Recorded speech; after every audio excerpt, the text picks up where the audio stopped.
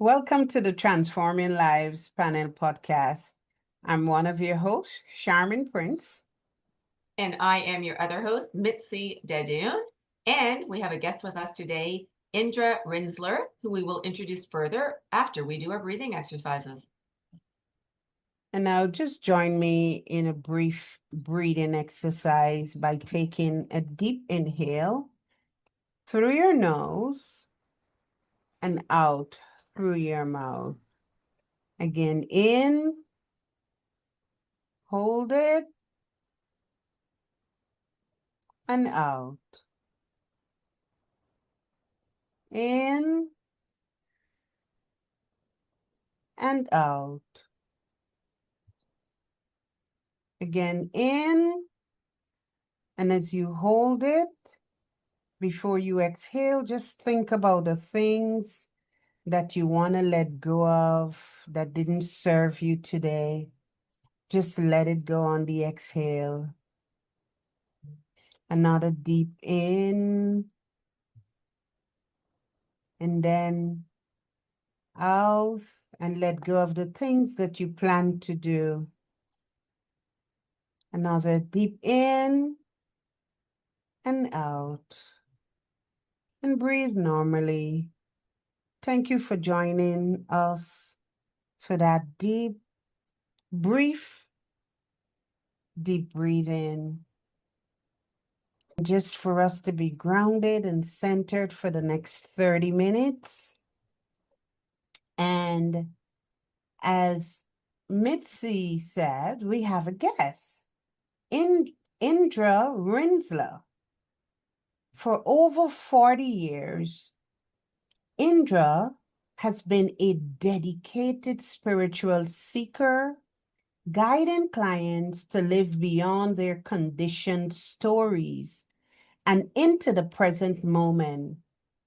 A world traveler, an expert in systems like Vedic astrology and the Enneagram.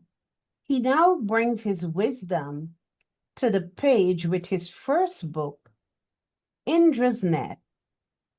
He joins us to share insights from his lifelong journey. Indra, welcome.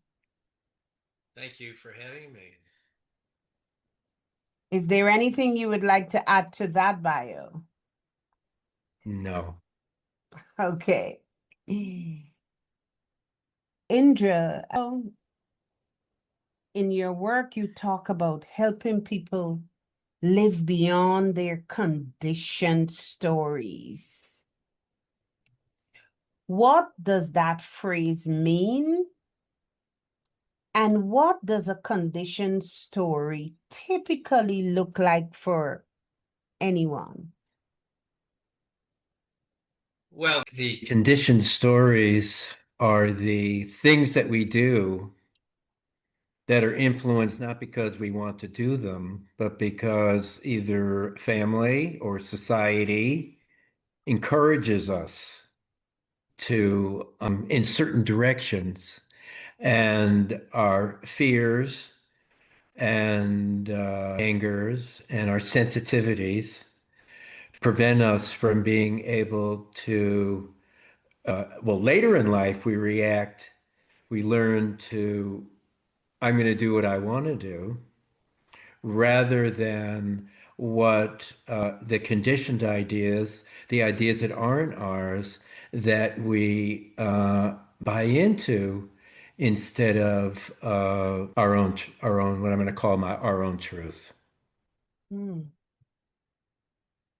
So we are conditioned, you mentioned, through society, through our socialization, and we just continue with those stories until we rebel against them. Yes, I think until we see, yeah, I don't, yeah, rebel, I'm not so sure, but when we see clearly what we're doing, then we do fight. I guess we do rebel, but it's better not to make the story wrong. It's better to make it not my story. Hmm. I know my mother or my father wish I were to XXX, but I don't feel to. And it comes out, you ask how it comes out. It comes out by marrying too young, marrying the wrong person, not marrying the one we really want to, the career, and sometimes living in a city, staying near people that you want to travel, and it means that it comes along because we blocked by these energies to be able to see clearly, and then to be able to, once we see clearly, then we have the energy to make the changes. But it really happens with the clarity of it. That is very empowering. The clarity of our situations and our beliefs and how they affect us and how we feel limited. In your 50 years of being on this journey, what is one of the most common conditioned stories that block our clarity? Well, I think is that I'm not good enough. Mm. I think everybody's got that one somewhere in their bailiwick, unfortunately. Yeah, and I'm not good enough if I hold to an expectation of perfection.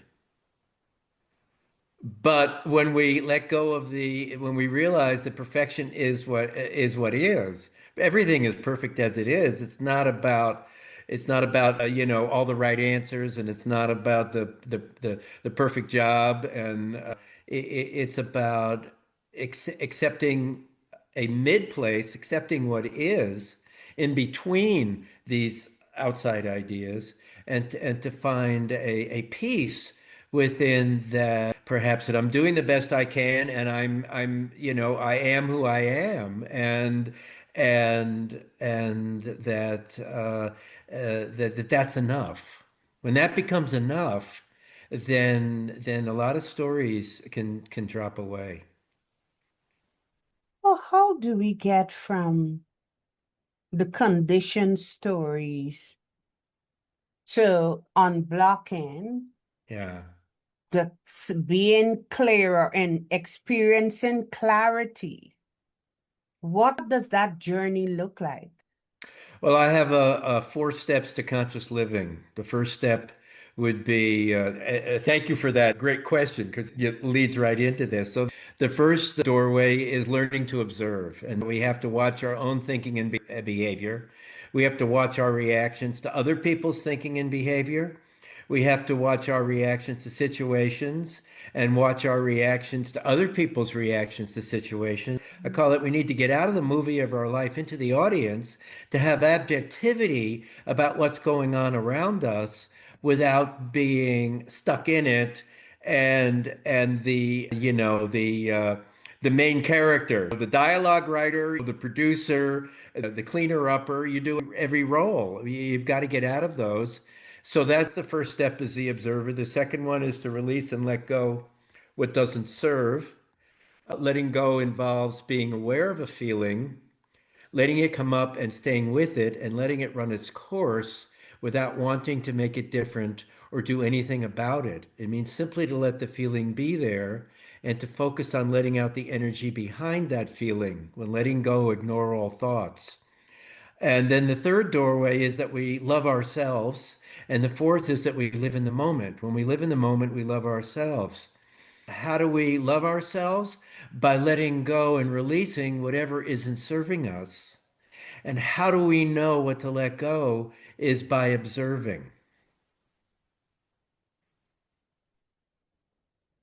So Wow. Go ahead.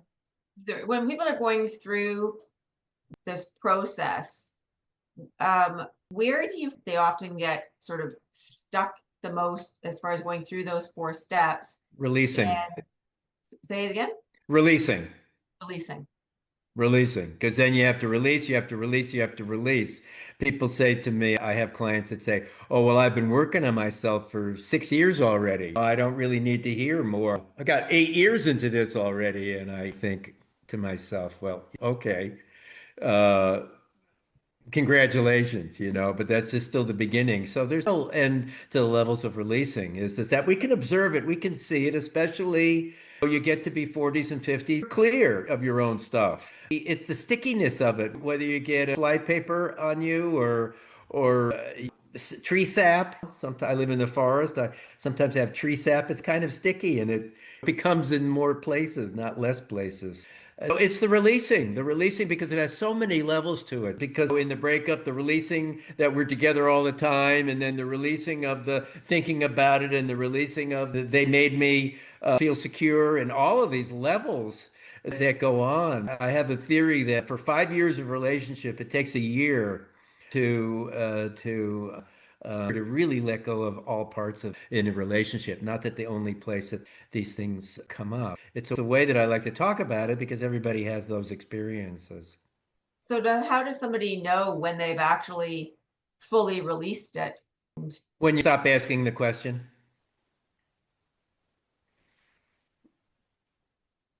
you learn that it's still there, and that's okay. But there's so many levels, as I said, that you release the need to, you can accept what you can't accept. That there's levels around that. And, you know, yeah, how do you really know also? I think it becomes a place where it doesn't really matter, that it's so released that there is complete neutrality around it.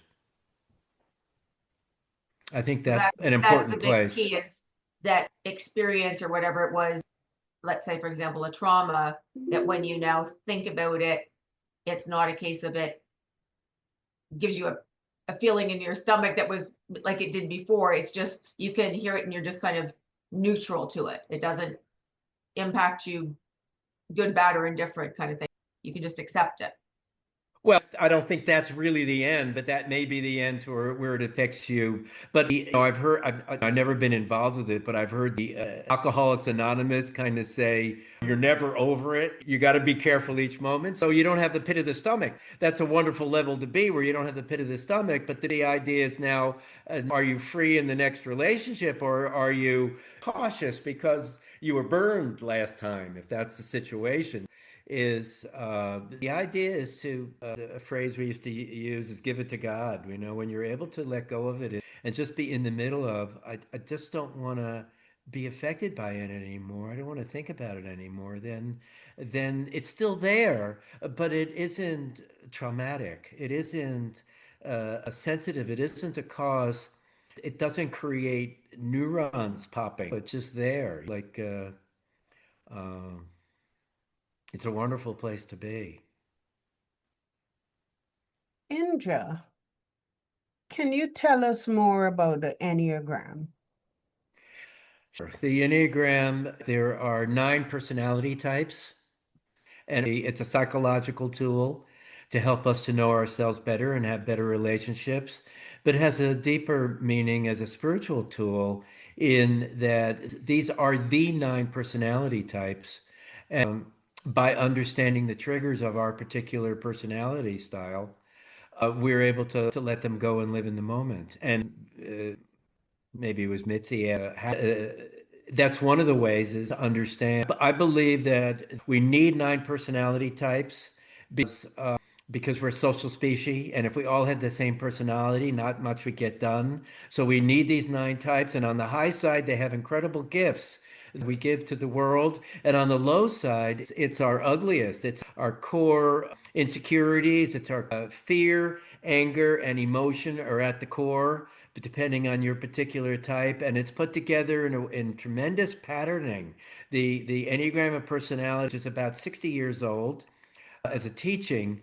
it gives us the patterning of the personality, and it's like, how do you know me so well? Well, I know the personality type, and so the behavior is incredibly programmed, but it's like a fog clears when you see people through their Enneagram, then the not understanding how people are, all of a sudden you realize that people are boxed in by a certain personality style, and it's much easier to understand them and then give them space because as you can see the nature of their I'm going to use the word stuckedness, which I don't want to have any negative connotations. It's just that sticky paper, that fly paper, the stickiness of the fly paper, um, that these core issues keep coming up. It's really changed my life when I found that in started work in 1999.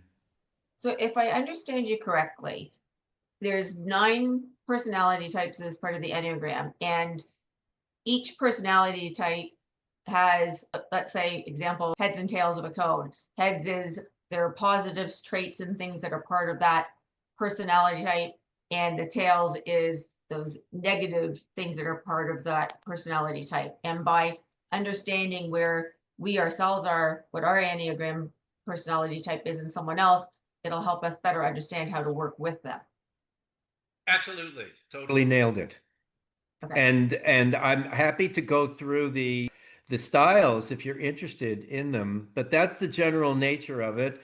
And they are very precise. There are a few changes. I mean, it's not 100% overlay, but there's so much that's in common between each of the personality types. And the nature of it is the same for everybody, only the places where we stick are completely different. Can you go through the types? Sure, yes, okay. So the main teaching is that there, as I mentioned, at our core, we have anger, fear, and emotions. We all have these three instincts. They're also called three centers of intelligence: anger, emotion, and fear. And while we have all three of them in us, for each one of us, for each one of us, one of them is triggered. And so for the anger types, the Enneagram numbers are numbered 1 through 9. There's no hierarchy. 8 isn't better than 4. They have names, but of course we don't agree on the names. So we use a number. And it has a figure where you can see how they interplay. So the anger types are 8, 9, and 1. And each type, each of these triads, the anger, emotion, and fear, has an outward, one that goes outward, one that is more extroverted, one that's more introverted, and one that lives in neutral. So the anger outward is called the challenger. That's the 8. That's the strongest personality. They have no defense, it's all offense. They can help other people, but they're very strong and very confident. They're attractive in their confidence. The 9 that is the anger neutral. They're called the peacemaker, and we love our 9s. They are easygoing, self-effacing. They accommodate other people. The key is that they understand accommodation like nobody else. Accommodating means, where do you want to go eat? Oh, I don't care. Let's go to the place you don't like. Oh, sure, that's fun. That sounds like fun. That's accommodating. And they self-efface, which is a way to protect themselves. It's the strategy of trying to have a peaceful story within, but it's a story of peace. It's not real peace. Called the peacemaker. The one anger inward is called the perfectionist, and has developed the story of wanting to do everything the right way, and then they won't feel inadequate. That the inadequacy is their story, and so they become a perfectionist, and they fix everything themselves and get exhausted doing that, and they know the right way. And I always talk about, particularly the women, there's always issues in the kitchen, that things have to be cut the right way and dishes have to be washed the right way, and that's the perfectionist coming out. So now we move into the emotion base, and that's the 2, 3, and 4. It's not a free reading, but I will make a comment or two. So I need you to email me date, time, and place of birth, and I will email back with your chart. Very cool. Well, Thank I'm sure you. our listeners will love that. Thank you so much for joining us today on another episode of the Transforming Lives podcast panel. Please remember to like and share.